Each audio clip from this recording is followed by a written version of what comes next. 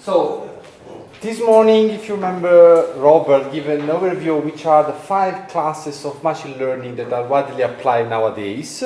In this presentation, I will focus on 2 types of this in this whole category: evolutionary algorithm.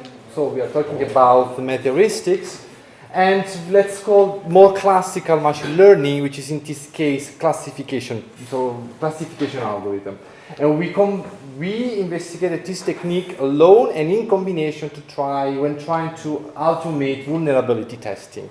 So before going to detail, let's add a little bit of motivation. Why doing automated testing for vulnerability, for detecting vulnerability? Well, the reason is because security attacks are very common yet critical nowadays. And you can just search on internet, you will find tons of reports that every year summarize the total amount of attacks and also the risky level. Here, this is the report by IBM, is the last intelligence index from 2017, which summarized the most common attacks happened in 2016. So it's, let's say, 1 year old. So if you look at, we have many attacks that goes from code injection, manipulating data structure, or even manipulating system resources. And if you look at the percentages, the most common type of attacks that we have is code injection. And let's say that this presentation, I'm going to focus on this type of attacks because they are the most common yet very critical. But I believe that part of this technique can be also applied to other type of vulnerability, to detect other type of vulnerability. So maybe if some of you already know what are code injection, but just to be sure that we are reading on the same page, let's briefly summarize what is code injection. I'm making over the presentation just looking at web application, where we have at least 3 layers. The first part is the front-end web application that usually is the system, the part of the system that directly interact with the users. Then we have the server, and finally, for example, a database or whatever system which is in there to store the actual data permanently. So this is just to simplify, but what I'm going to show you can be applied also to any microservices where we have multiple components. Few of them interact with the client, with the users, and they transform the data and send this data to the other microservices. So code injection, how it works? A set user interact with the overall system thanks to the front sides. Most common way is with web form, where users are free to add any string in the form. And for example, the most common one is authentication, login and password, which are strings. Then these strings are forwarded, are sent via HTTP messages to the server, who interpret them, extract the data, and build the SQL query that are then sent to the backend, in this case to the database server.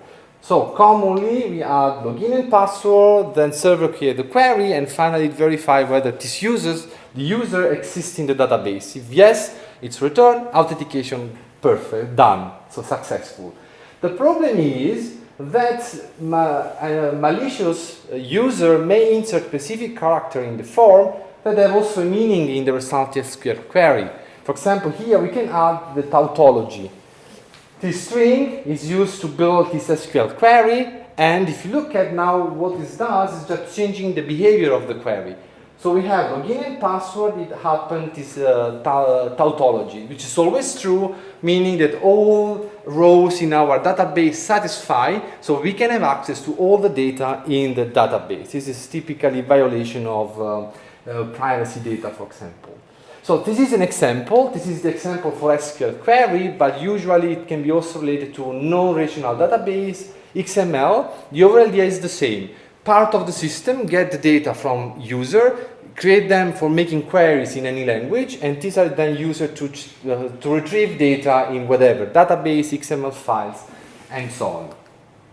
So how to protect this? Usually there are multiple, the protection is done putting in place different protection layers. The closest one is just to add some input validation and sanitization inside the client. For example, if we insert special character, we just instead of forwarding the data as HTTP message, we just can provide an error, so the data are not sent to the backend. We can have a firewall which inspect the data coming from the client, verify whether these data are let's say, are malicious or not, sent to the server, and finally we have another layer here is the database firewall, which check directly for SQL queries that come from the net. So we have different layers, and of course the question you may have, do we need all this layer to protect the system? Unfortunately, yes, because they have different power. For example, all protection layers that are closer to the front end are very fast, so they are very fast check, but have a lower ability to actually detect the faults.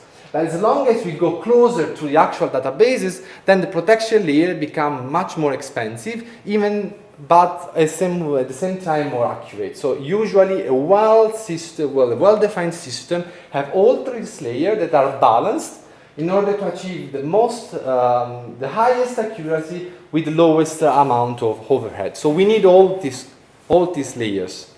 And this clearly makes the testing this system, of course, for vulnerability detection much more complex. We have multiple layers. I just showed 3 examples.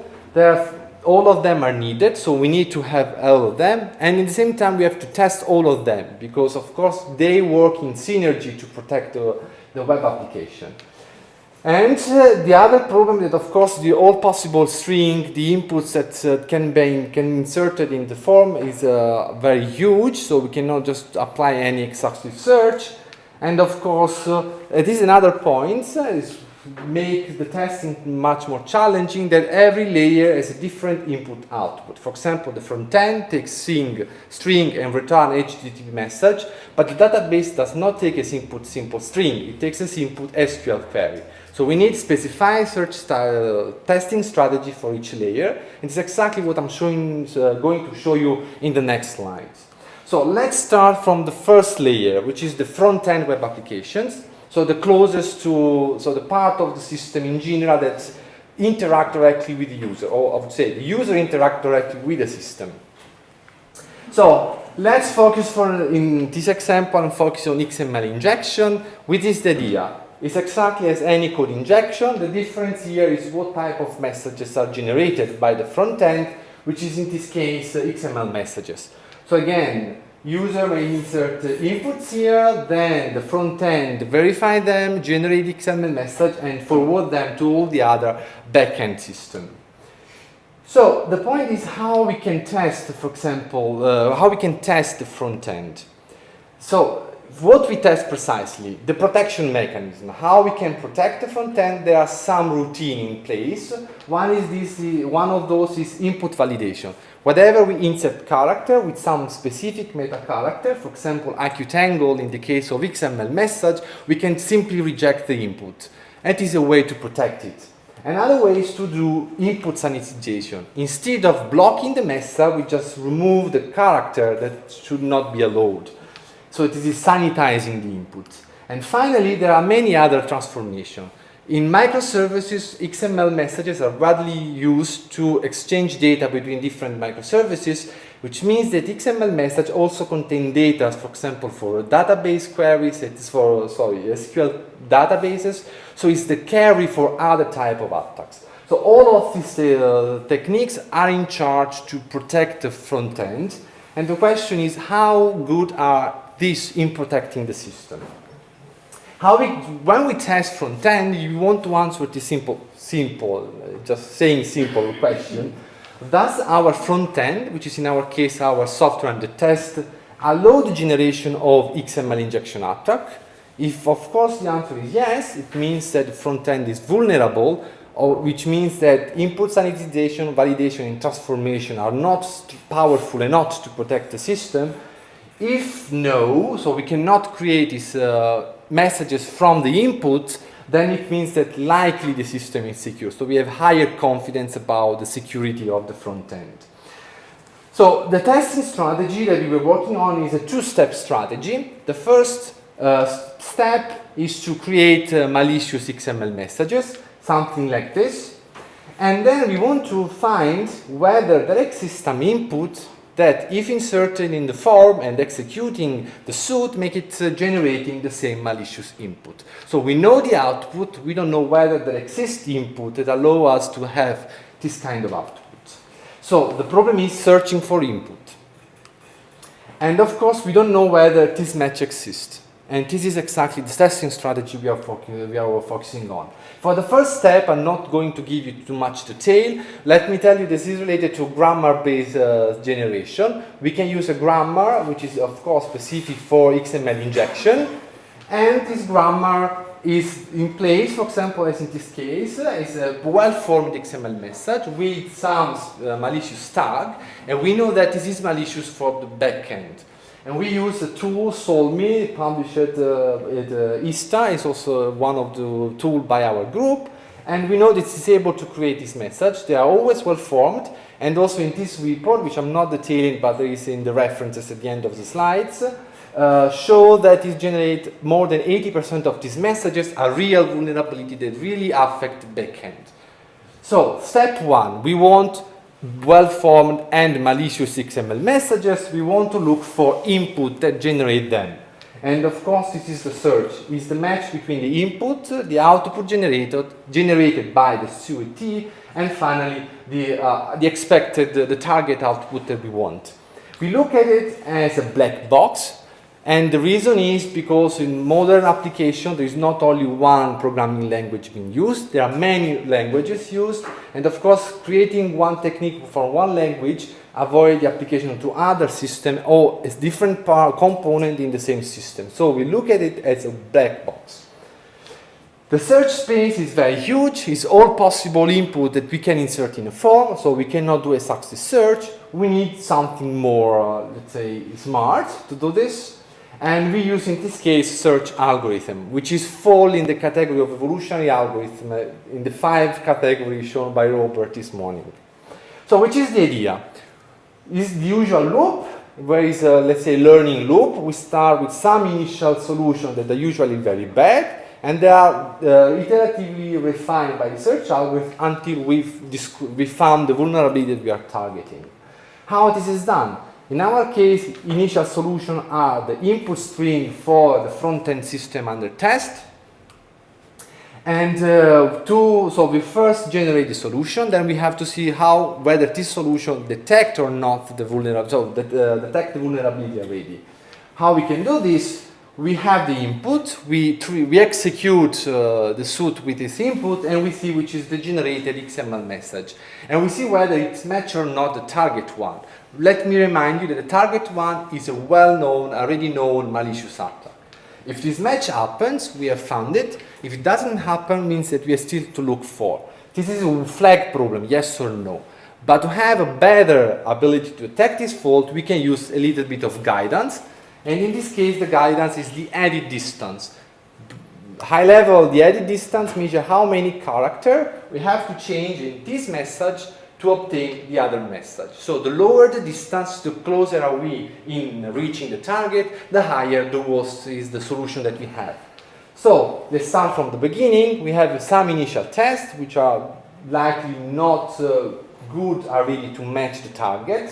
These are evaluated and selected using the edit distance. So the best test cases, according to edit distance, are selected and are finally mutated. I'm not going to give detail, but here we are talking about strings. So mutation means, for example, in the case of crossover, to shuffle input string among different test cases.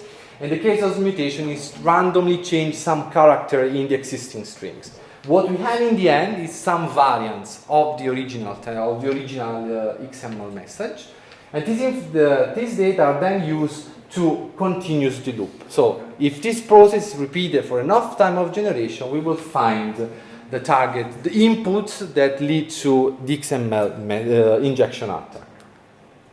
So of course we perform an empirical study about that, and in this empirical study we have one open source system, and these are front-end web applications for online payment. And we have also 2 industrial applications, which of course I cannot name for confidentiality reason, but they are for financial organization as well. So here we didn't target one single evolutionary algorithm, but we look at 3 different categories. The first one is hill climbing, which is one of the local search, and then other 2 genetic algorithms. The classical one for string, and the real coded one is simply a genetic algorithm where instead of having strings, we have number, and we basically do it considering the relation between ASCII code and characters. So characters are numbered in ASCII code, so we can use real coded genetic algorithm. From the results, for what we can see is the real coded GA is the most powerful among all the search algorithms, including random search, and this is for all the applications that we have. The most interesting thing, of course, is random search in this case doesn't work. And the reason is because the XML messages that we have are not random vulnerabilities, but have some logic. And they are complex to reach just inserting random input into the forms.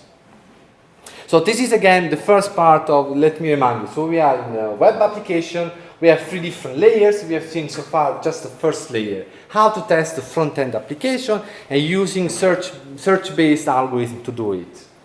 You might want just to say one thing. Yes. For the industrial system, we reach 25% of XML messages because the others are not, they cannot be generated. Because the systems are good at preventing those vulnerabilities. So it's not like they exist and that we cannot find them, it's that it's not possible to generate them. Yeah, quick question. What was the fitness that you used for both? We, let's say, edit distance, but we investigated 2 variants of the edit distance. The classical one and the real coded one. Again, with the same principle that characters can be viewed as numbers. But let's say it's edit distance in general. So this is for the first part. So we have tested the front end, but we still have a lot to test in the next part of the same infrastructures. And let's go to the next part. So once the data are inserted in the form, the XML messages or HTTP in general, HTTP messages are created and sent to the server. But to protect the server from malicious HTTP message, usually, this is one of the most common protection layer, we use web application firewall. How does it work? It's nothing more than something on the server side. There's check for all incoming messages from the net, inspect them and decide, according to some decision rule, which one is malicious, which one is legitimate, and only the legitimate should pass through and reach the server. How the decision is done? Using a set of regular expression, or more commonly called as a rule set. Here is the sample of a rule set for the Apache Mod Security, which is one of the most common open source solution. And this is just one of the files that you should use in setting the firewall. You see it's very long. These are all regular expressions done by experts over the years. So every time some new vulnerability are detected, they are usually inserted inside this form. And I would challenge you to understand exactly all these regular expressions, what stand for, and to see whether they are correct or not. Anyhow, if you want to see all regular expressions for mod security, you can go on GitHub and you see the plenty the number of files that you need to configure, not only this. This is only for SQL queries, but firewalls have to check for many other type of vulnerability. So this is the problem. How we do test this regular expression? How do we know that they are enough to make our system secure? So why this is a problem? Because having misconfigured firewall, of course, is very critical. It's of course a serious damage for the company. One of those is when we have false positive, which means that, for example, I'm trying to make a payment with my credit card and for no reason I'm just blocked. And of course, this is the end of the business. We don't want false positive. On the other hand, we don't want false negative. We don't want the attacker are able to steal our data on our bank account. So we want to, of course, minimize both the 2 aspects. So how we can test? So let's look at a little bit of what we call the anatomy of SQL attacks. Attacks, as said, are input strings like this. This is the same tautology I used in the beginning. And let's try to understand which of these characters allows the attack to bypass the firewall. So what we can do is, for example, use again a grammar. We wrote a grammar that represents all possible type of attacks in SQL injection attacks. And once this grammar is done, we can use it to build the decomposition tree. The composition tree is nothing more than a tree representation of these same strings, where every path represents the set of derivation rules we need to apply to have the final strings. Of course, we have the starting symbol, and all the leaf have the character of the original bypassing attacks. So, which of these substrings is responsible? Let's look at the subtrees, and we have our chunk of slices. So we would say that this attacks has 4 slices, which are this one, and now we want to understand which of these slices is the critical one, which of them is responsible for the attack. How we do this? Machine learning. How? Using a set of existing bypassing attacks. So we have to learn. So how we do this? Assuming that we have a set of attacks, some of them, usually the large majority, that are blocked by the firewall. Few of them that can be also used or find using, for example, fuzzing technique. Usually we can easily find a couple of bypassing attacks. And then we can build a training set. Every attack is analyzed using the grammar. We derive the decomposition of tree and then the slices, and we build this training set. Every row here is an attack, every column is a slice, and 0, 1 indicate whether a specific slice is a part of that attack.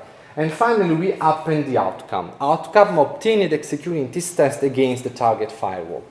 So we have labeled data. We can use machine learning. In this case, we opted for decision tree because it's simple yet powerful, so it's not very expensive to run. And it's also much easier to understand. And let me show you why. So assume this is the decision tree that we can get from the training set. We can easily understand which are the most critical chunk or substrings in this set of attacks. For example, we can just look at the path that from the root lead us to the leaf with the past label. For example, in this case, we would say that an attack pass if the slice number 2 is in the attack, but slice number n is not there, and finally the first slice 1 is in there. So if all these, let's say, decision branches are covered by a specific path, and we reach a pass leaf, then which means this is the attack patterns. And this is exactly what we have. So every path is an attack pattern. And then once we know which are the attack patterns, in other way around, which are the substrings that are responsible or that lead the attack to bypass, we can use this substring to create many more attacks that are also successful. And we do this combining machine learning with evolutionary algorithm. Here we use, for the expert in the field, a simple mu lambda evolutionary algorithm. If you see, it's always a loop. We always start from initial attacks that are over time refined using fitness function and some transformations. The main difference here, that the first part of this loop contains the machine learning side. So we start with initial test cases that may, for example, functional test cases, and also some test cases generated by fuzzing technique. Then these are sliced, the training set is prepared, we build a decision tree, we find which are the slices here that are more likely to lead the path, and we can use these slices to insert them in new test cases, so to increase the number of bypassing tests. Then once we have new test cases, they are executed, and we have definitely new data that we can use to refine the model over time. So every generation the model is retrained. What type of results we can get? Let's look at an example. This is Apache Mod Security, the firewall I've shown you before, and this is protecting a mobile payment system. And here we have random search, which is the red dot line right at the bottom, and we have 3 variants of this machine learning driven technique. The 3 variants are MLB stands for broad search, is what we call exploitation-based search. Then we have deep search, which is exploration, so exploitation 1. And finally we have enhanced, E stands for enhanced. We use an adaptive way to balance between exploration and exploitation. And here we have all the cards, number of distinct attacks that are found by these 4 techniques over time. And of course we can see random, or this is very close to, let's say, fuzzing testing is very bad in finding the attacks. while the machine learning based search algorithms are much better. You can also see that you saw the function are a little bit waving over the time, and the waves are due to the exact point in the time where the model is retrained. Yes? When you say distinct, do you mean like the strings are different? Because semantically they could still be very similar. I mean, a single fix could... Yeah, here we analyze, for example, if there's so the differences is exactly meaningful for the attack. But what we mean is that the slices are different. Yes, yes. Not the string, but the set of slices in each attack is different. Okay, but then it's likely if you fix, because one slice is yes. still the same. So But how do we know, my question back is, how do we know which of those slices is really responsible for the attack? Because if you have 9 slices, and we have only one bypassing attack, we don't know where we have to focus for. If you have multiple attacks, even if slightly variant, it's more easy to locate which is the slice that is responsible for the attack. So even variants of similar attacks are better to have. We will see later for the repairing process. So as I was saying, it's a little bit, the function is a little bit waving, and wave is related to the moment where we retrain. So this is the end of one generation, and at the end of the generation, of course, we retrain the model, we have a huge speed with boosting the search for a while. And this process, of course, is repeated over time. This is for open source firewall, but we can see also what happens if you look at the industrial firewall. And we actually find even more distinct attack than the open source one. And over a bit more large amount of time. Here we had to increase the search budget as the firewall industrial application, usually industrial applications are more heavy to run. So to run the same number of test cases, we have to increase the search time. But anyhow, the conclusion is always the same. Machine learning driven search, so combining evolutionary algorithm with more classical machine learning, help boosting when we're looking for SQL attacks able to bypass the firewall. So, and this is again the same conclusion. So machine learning driven generation lead to more distinct attacks that are successful. So we have found a way to generate the attacks. And of course, as long as we find an attack, we can also find a way, generate a way to repair the firewall. This is exactly another piece of work that we have done in the last years, and how we can do this. So usually, let's focus on this problem, repairing a vulnerable firewall, as we are developers, security analysts, in a manual way. We know that something happened, we, for example, inspecting the log or using any penetration tool, we found some attacks, and now is the time to customize the rule set to fix them. And of course, it's not that easy. We cannot just append regular expression as we want, because we want, yes, to protect from the new discovered vulnerability, but on the other way around, we don't want false positive. And finally, it's also very complex. I've shown you one excerpt of the regular expression that are very challenges, it's very large. So of course, manual analysis is definitely not that feasible. So what we try to do is to make this process fully automated and using something that we have found during the attack generation process. So let's go a little bit back to the attack generation process. We have some SQL attacks. SQL attacks are decomposed, and we use machine learning to derive which are the most critical slices in the attacks, and we use, of course, loop and search to find more attacks over time.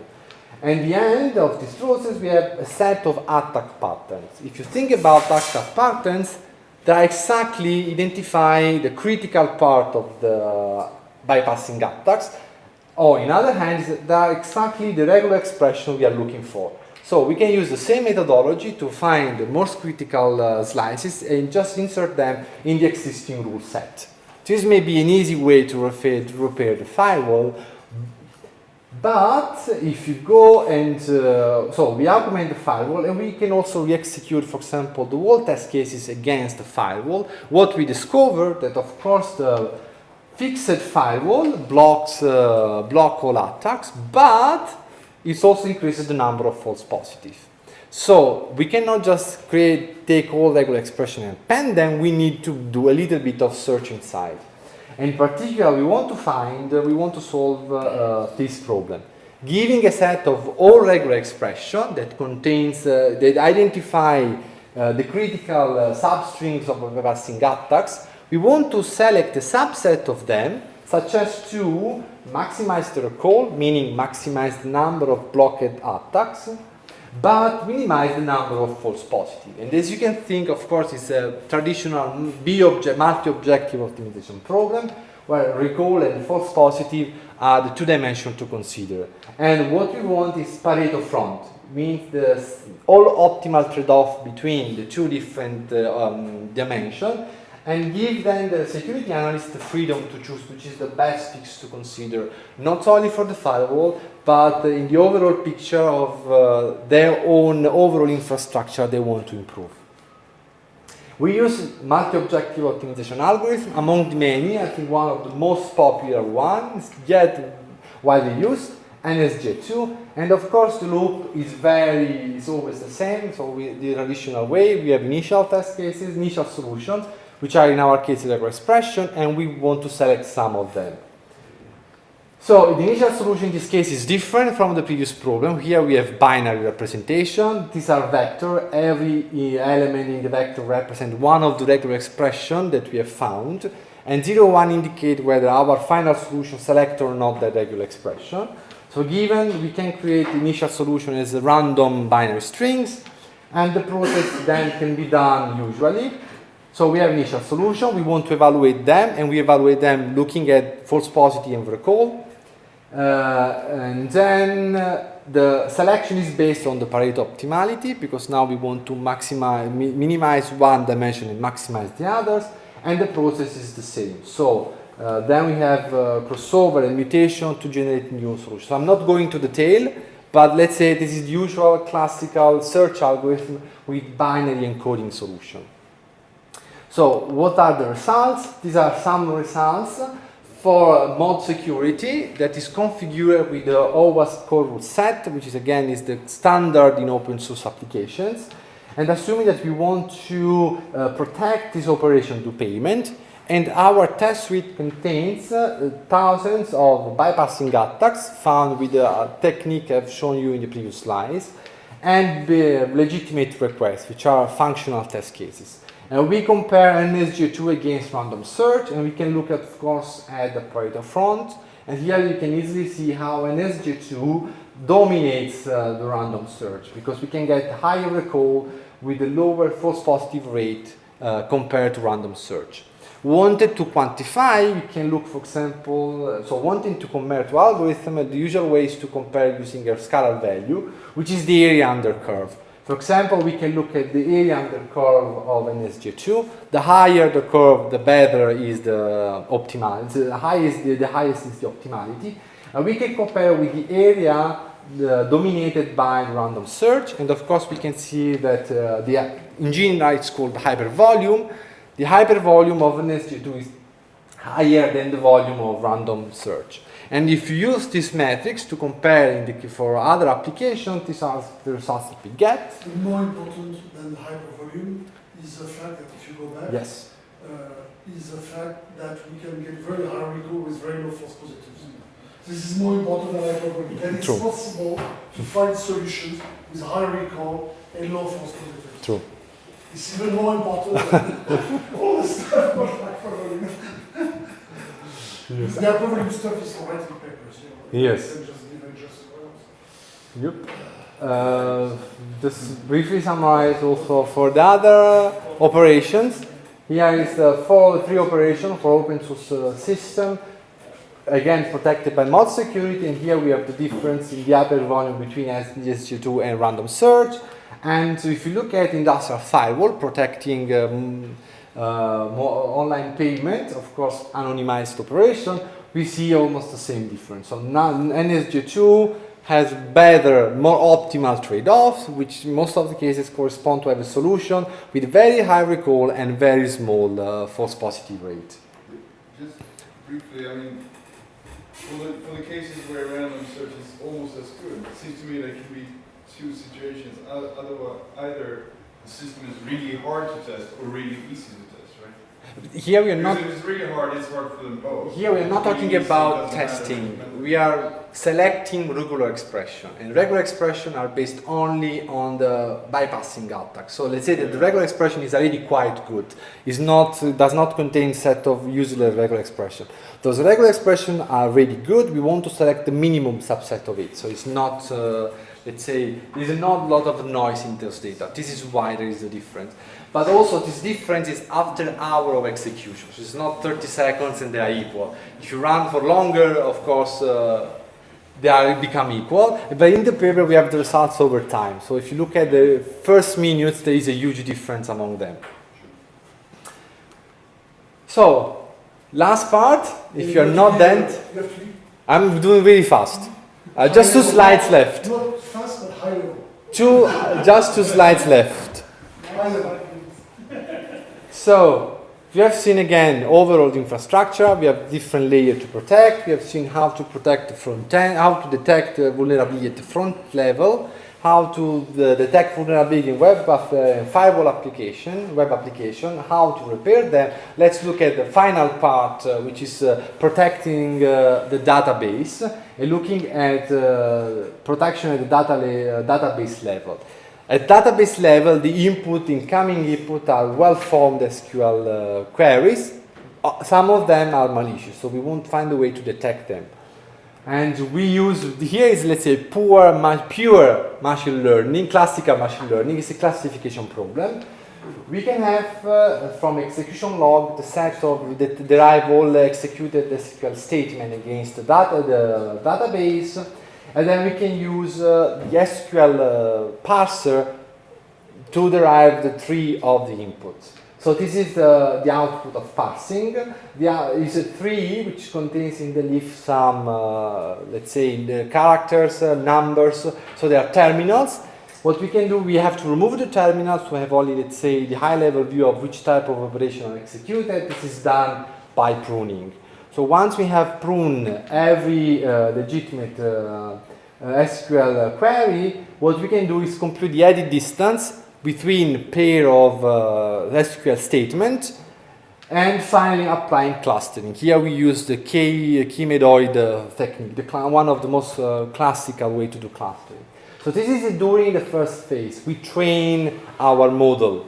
And then we do testing. The testing is done using now new incoming SQL query. Among them, few are also malicious queries. And we do the same process. So using Java SQL parser, we derive the parser, we prune to remove the terminals, and then we compare the generated tree with the base knowledge that we have with the training data. And when we see whether the new SQL queries are outlier or not compared to what is stored in the model. More practically, assuming that this is the cluster obtained during the training part, and assuming that we have 2 incoming statements, one of clearly falling in one of the cluster that has been generated during the training process, one which fall outside, and here the classification is easy. What goes inside the legitimate cluster is a legitimate request. The outlier that doesn't fit in any of those clusters are likely to be attacks.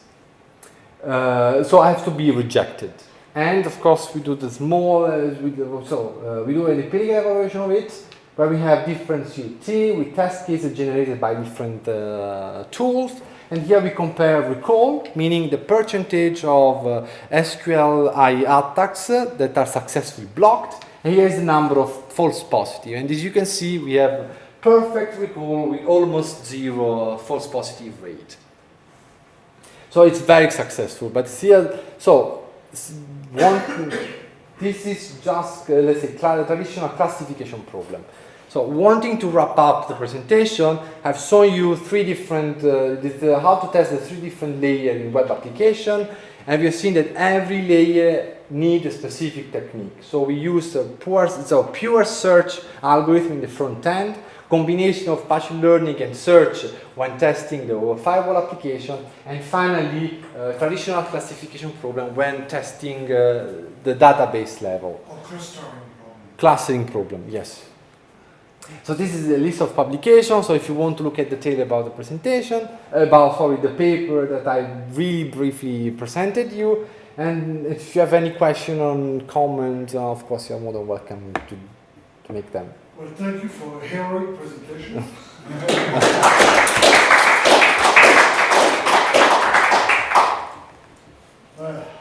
Please. I have a technical question regarding the SQL example. Can you go back to the slides with the basic setting? Which one? No, slide 39, please. 39. Here, right? Yes. Yeah. So you're only learning from positive examples. Okay? Yes. And then anything within the SQL injection would be sufficiently different from these legitimate examples Yeah. that it would actually be considered. So I have two questions here. First is, how many legitimate execution logs and how varied, how many legitimate execution logs would you need and how varied must these be in order to come up with a set of, in order to precisely define or precisely learn what, such that you have precise boundaries between these customers? So in this work, we have thousands of legitimate requests, which usually correspond to functional test cases. Nevertheless, we can always get the data from execution logs. So if you just collect logs for days, and you know that no strange attack happens, you consider it as a, let's say, clean set. In the empirical study, we use existing functional tests. Yeah. That's okay. And the next question is, of course, then how different are those attacks in terms of from legitimate suites? I mean, it could be that a symbol, if you have an attack that simply includes something like or 1 equals 1 or whatever, so simple attack schemes Yes. that you mentioned earlier, then it would not be very hard to train a machine and classifier for the detection of this particular attack pattern.